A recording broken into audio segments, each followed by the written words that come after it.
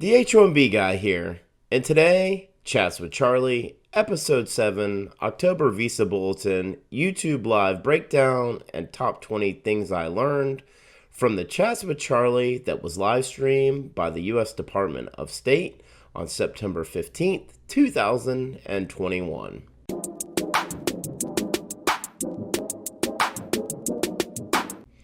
But before we get started, I'd like to ask you, if you haven't already, to please subscribe to the H1B Guy channel here on YouTube and like this video so that I can continue to produce more content like this for you.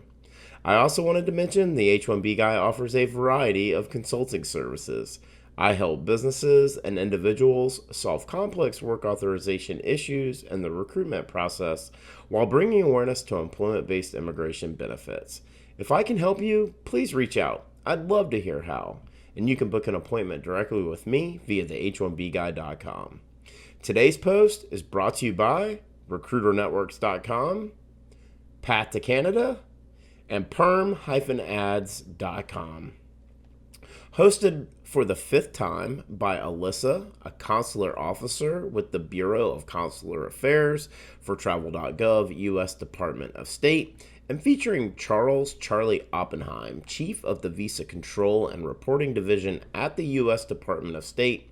Charlie has worked for the Department of State since 1978 and in control of the Visa Bulletin since 1998. Here are the top 20 things I learned from episode 7 of Chats with Charlie. 1. Documentarily qualified and documentarily complete mean the same thing. Change in semantics is an effort from the National Visa Center to make it absolutely clear to the applicant that all documents have been reviewed and are complete for processing. 2. Charlie consulted with USCIS and their inventory projections showed that October 1st, 2021, China and India EB3 will already exceed the available allotment for fiscal year 2022, and therefore a decision was made to retrogress the dates in an effort to limit new applications. Always continues to monitor the situation carefully to determine what, if any, future action is required. 3. Cannot estimate the employment retrogression may or may not occur. He wanted to alert readers and viewers that retrogression was a potential action and will continue to monitor USCIS's use of numbers to determine if future retrogression is required. 4. Goal of retrogression is to have them be a one-time retrogression to minimize future use, but still have the potential for forward movement at a certain point later in the year if the level of demand were to subside and allow for such movement. 5. Still a possibility for legislative action that could impact the number of available fiscal year 2022 annual limits. Such legal action would be considered before any corrective action would be taken. Does not want to retrogress any of the dates in order to advance them at a short time later on. 6. The longer Charlie waits to have any corrective action potentially can cause the retrogression to be much more dramatic. 7. Still believes that fiscal year 2022 employment-based preference allotments to be 290,000, but it is important to note that even under that limit, there are already enough applicants that have filed in EB3 category to use all of the available numbers under that limit. It's the same reason he retrogressed EB3 for China and India. 8. He responds to questions for Chats with Charlie's monthly episodes based on the best and most comprehensive information he has available at that time. That resulted in his comments when they did the show in August, but in the conversations with USCIS about the worldwide EB3 cases expected to be finalized in the upcoming months, this required a reevaluation of EB3 India dates. 9. As more rest of world EB3 applicants are finalized, future use of fewer otherwise unused numbers would be available for Indian applicants in EB3. The otherwise unused numbers is what allowed the Indian EB2 and EB3 categories to move forward at such a rapid pace. 10.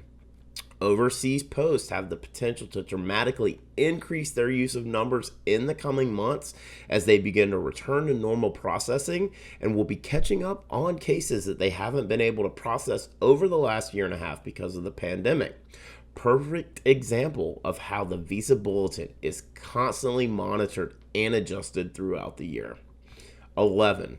Standard practice and well-defined processes between USCIS and the Department of State on how upgrades and downgrades are handled for EB2 and EB3 categories.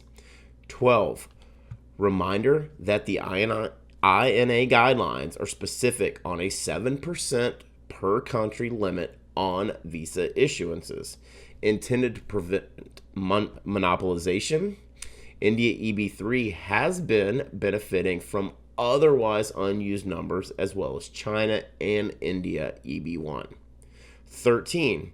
India EB1, EB2, and EB3 have far exceeded annual limits and have derived a great benefit from the otherwise unused numbers. 14. China EB3 retrogression could occur as early as November, and the hope is that it would be a one-time retrogression. Doesn't see any advancement for the foreseeable future. 15. Based on the prior movement of employment-based final action dates, they already have sufficient numbers to use all available numbers for the foreseeable future. 16. Amount of India EB3 applicants who filed last October and November is almost enough applicants to use the available worldwide preference number limit. Retrogression in December 2020 for India EB3 from January 1st, 2015 to January 1st, 2014 was done based on the unexpectedly high amount of filings in a very, very short period of time. Does not expect India EB3 final action dates to reach March 2014 in fiscal year 2022. 17. USCIS is processing 7,000 to 8,000 cases a month and shows that this is an effort to maximize number use. 18. Cannot stress how important it is for applicants to act in a timely manner regardless of family, employment, or diversity-based preference. 19. Advises to only rely on the information published in the monthly Visa Bulletin and what you hear during the Chats with Charlie episodes for making any determinations of potential retrogression. He's aware of a lot of the blogs out there that speculate, but they do not have all of the required information to determine the monthly bulletin. Last month, he didn't believe he was going to have to retrogress China and India EB3 dates of filing, but subsequent information that became available led to the shift. 20. Knows the amount of demand that is pending at the consulates, but in terms of moving the dates forward, if USCIS is not able to process the employment preferences at the pace necessary to keep up with demand, then it makes no sense to continue to move final action dates. Retrogression shows dates were advanced at a pace sufficient to utilize all numbers if there had been the potential to do so. Cannot control conditions that have prevented them from doing so, with the pandemic and staffing issues being the primary culprits. The Visa Bulletin continues to be in flux, and I think that this goes without saying that we can expect very little movement for EB2, EB3, and EB4 categories for November's Bulletin. Of course, that literally could all change in a matter of days, as we've seen with the retrogression that occurred in October's Visa Bulletin. It just feels like to me that November's Bulletin will be very similar to October's Bulletin, foreshadowing the disappointment of retrogression in December's Bulletin that really appears to be looming. I thought the comment about him being aware of the blogs is interesting. I wonder if he's read mine, to be honest.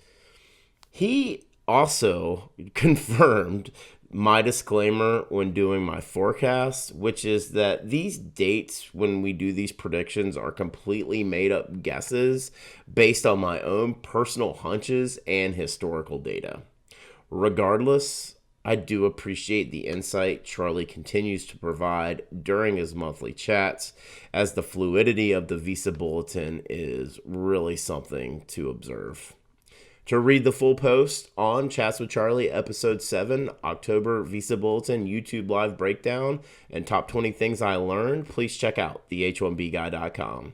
And a reminder that today's post was brought to you by RecruiterNetworks.com, the smart solution for digital perm ads and local job postings since 2001. This national job board network provides recruitment websites in 1,024 major U.S. metro areas. Each local job board is its own portal and is a low-cost resource for immigration recruitment ads and local job postings for all industries and professions, with a flat price of $225 per ad or $1,000 per month, regardless of which city you choose. RecruiterNetworks.com. Tell them the H1B guy sent you. And by Path to Canada. Path to Canada provides an ideal plan B for high-skilled immigrants currently located in the U.S. whose status may be uncertain. If you're facing an H-1B denial or OPT expiration, don't get caught off guard. Make sure you have a plan B, and Path to Canada is your answer. They will gladly help you navigate the process, and if you're interested in finding out more, please be sure to use the link in the video description below. And by PERM-Ads.com. The industry leader in providing a seamless experience for employers and immigration attorneys navigating the complex perm recruitment ad phase of the labor certification process. If you're looking to reduce your cost and overhead associated with perm labor certification recruitment advertising, let PERM-Ads.com help you. Just wanted to ask you again to please like this video, subscribe to the H1B Guy channel here on YouTube, and click the bell for notifications so that you're notified anytime we post new content here to this channel. If you've made it this far, I just want to say thank you for taking the time to watch my video. I really appreciate your support. The H1B Guy, your global source for all things H1B.